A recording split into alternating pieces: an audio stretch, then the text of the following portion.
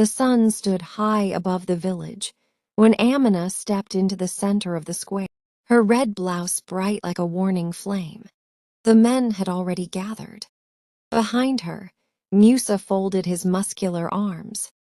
Watching carefully, the elders sat beneath the mango tree, their faces tight with pride and tradition. Women whispered near the huts. Everyone knew why she was there. "You cannot sell the land," Amina said, her voice sharp enough to slice through the humid air. A murmur rippled through the crowd. The land in question was not just soil. It was where their fathers were buried, where children learned to farm, where stories were planted like seeds.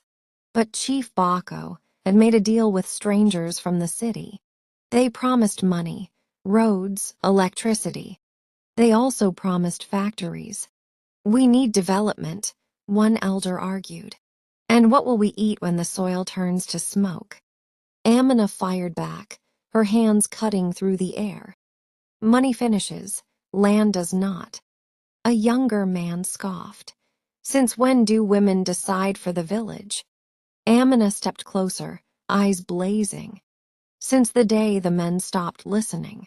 Silence fell. Musa shifted uncomfortably. He had supported the deal at first. The money would help him marry, build a bigger house, but watching Amina now fierce, unafraid, he remembered his mother's stories of drought years, how the land had saved them. "The factory will bring jobs," another man insisted weakly. "For how long?" Amina asked. "Until the water is poisoned. Until our children cough instead of laugh." A breeze swept through the palms, as if nature itself leaned in to hear the answer. Then something unexpected happened.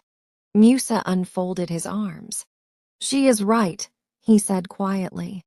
The words hung in the air heavier than thunder. One by one, a few of the younger men nodded. The elders exchanged uncertain glances. The power of tradition was strong, but the power of truth was stronger. Chief Baco stood slowly.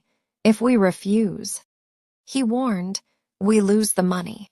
And if we accept," Amina replied, softer now but just as firm, "we lose ourselves." The village held its breath. By sunset, the decision was made. The deal was rejected.